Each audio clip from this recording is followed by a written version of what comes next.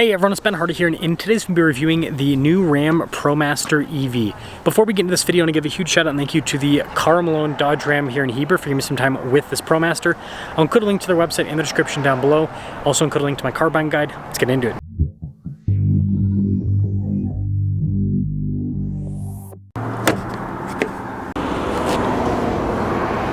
Now with this EV ProMaster, it's able to go to 164 miles on a charge with 50% of the payload used up. And then it has 268 horsepower, and that power is sent to the front wheels.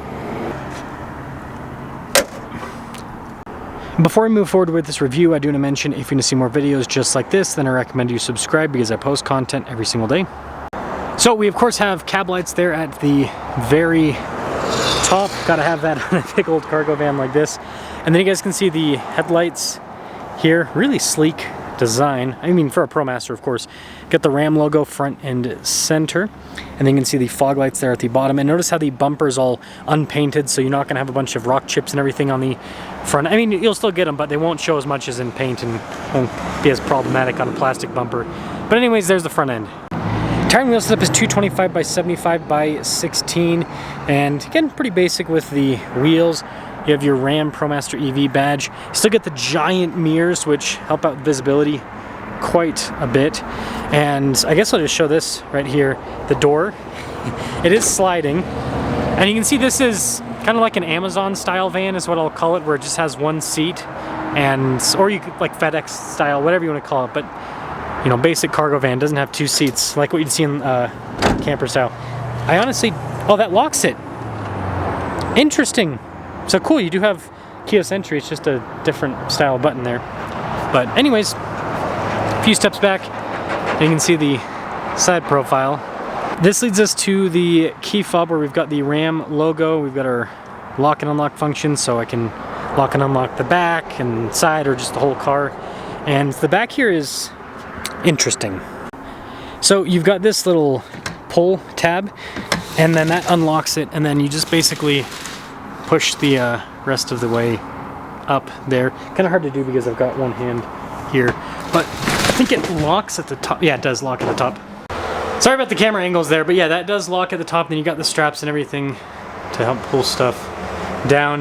But you can easily stand here in the back because there's plenty of headroom. There are lights here in the back as well. You can see the partition that's been built in here, and you can imagine, you know, you'd probably put shelving here on the rear, and it already comes with this flooring put in as well. But yeah, this is definitely set up for like delivery van style, because you can imagine, again, most of the time you're just going to kind of pop in and out of that door right there. You can see a little lever here too. Yeah, most of the time you're going to pop in and out of that door, and then occasionally, if you have something bigger, you're gonna just roll up the sliding door and then pop out the back that way. So, kind of interesting. And now capping things off, that is the rest of the exterior of the ProMaster here. Now this sort of leads us inside. So this is the front door. Well, I don't know why it doesn't want to stay open. That was kind of weird there. A little bit of a rebound. We've got the charging port just right here. For those of you wondering, it does have fast charging capabilities. Payload's really important. 2,876 pounds of payload capacity. And then here's the front seat there. Got stuff like your parking brake. You can see the fog lights and everything. And let's start her up. So close that, press that, boom. Now when it comes to controls here on the steering wheel, we've got our adaptive cruise control, which is nice to have in a cargo van. Controls for the center, there are radio controls in the back of the steering wheel, and then just a regular stock there on the back on both sides. Now you can see here with the gauge cluster, it shows you stuff like your range, right, which is important. And then other than that though, it's pretty straightforward. You can change what is displayed here in the screen, so it is customizable in that way like other modern cars. 360 camera system in reverse here, good resolution. So that's a nice thing to have for such a big cargo van. And then as for the infotainment system, yeah, it's just modern Stellantis, so relatively quick response time. You notice that you do have your own climate controls, right? Single zone climate, of course, but we do actually have a heated steering wheel, which is a pretty nice feature to have. And then there are physical buttons for like the radio and climate controls down below, heated steering wheel, all of that. So they've got a lot of doubling down with physical stuff. Phone charging pad too.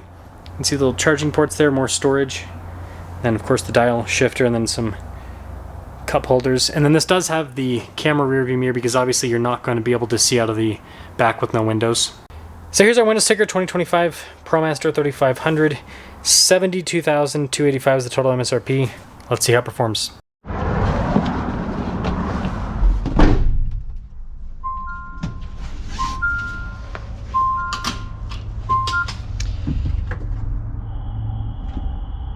Nope, that didn't work. This thing's kind of, I don't know if I'm just not using it right. And it says the charge port door is open, but it's not. There we go, ready to drive. This thing is kind of finicky. Now again, I don't know if it's just operator error or what it is, but it's definitely taking me a second. So, now I'm not obviously the perfect person to review cargo vans, but nobody really reviews these on YouTube. I understand why, because it's a very small market in terms of people that are looking into these. Obviously, a lot of cargo vans are sold in the US every single year, but you only have like a few individuals that are actually looking at them, right? Most of it's like you'll have a few companies that'll be like, well, should I get this cargo van or that cargo van?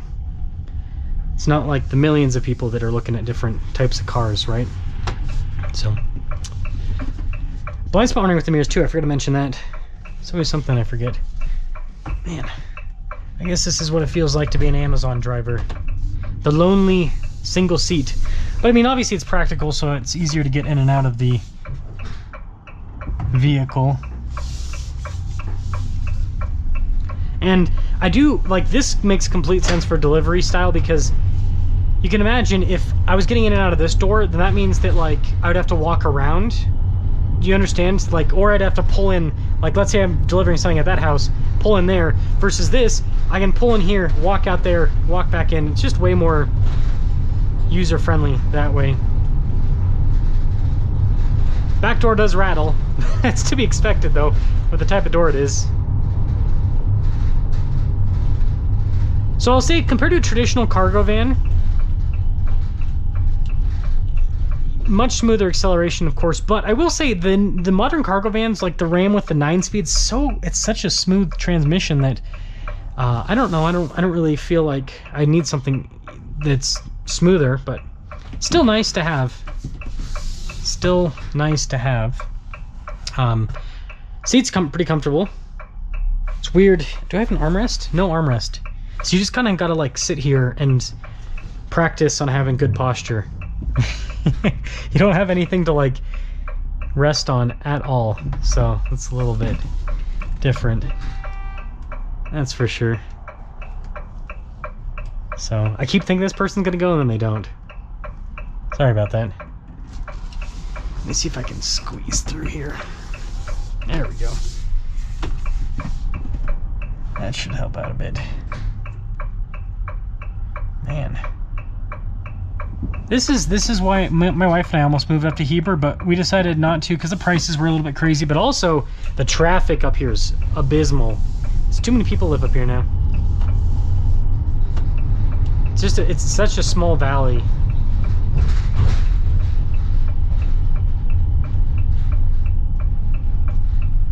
Yeah, suspension's normal for cargo van. I will say the payload's less than I thought it would be, by the way.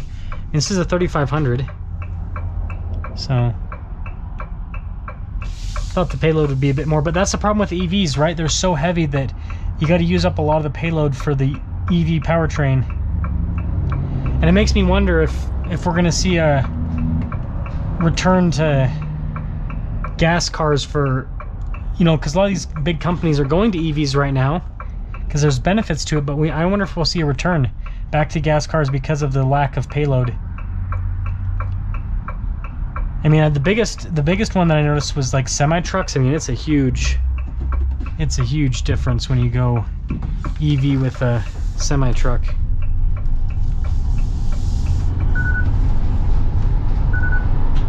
And this thing's pretty quick. Again, smooth. So the thing that I like about this more so than a torque converter is because it is just linear, smooth acceleration. That means that stuff's not going to get jostled around that you're transporting. That is a huge, I do see that as a huge benefit with the ProMaster EV here, or just EV cargo van, is because, again, if you're having to kind of rev something up a little bit, sometimes it can be kind of jerky, but yeah, this is a lot easier to modulate the throttle overall, so just a lot smoother. So yeah, I like it. It's the second time this happened. What is that? So I'm wondering if I'm getting, like, if there's something in the back that's like here behind my head that's moving, because when I've turned around 2 corners, it's like I've heard this like little thud sound, and I'm not hitting anything. I don't know what that is, but cargo vans, you hear everything, so that is something. The other thing I can think of is there's birds in this parking lot. I'm wondering if the birds are like flying at the van because I'm too close to their nest. They nest in the lights. What is this? Anyways, let me know what you guys think about the ProMaster EV thingy-majigger here, but I think it's a pretty solid setup, and I do see some clear benefits of this, but also downsides like the lower payload.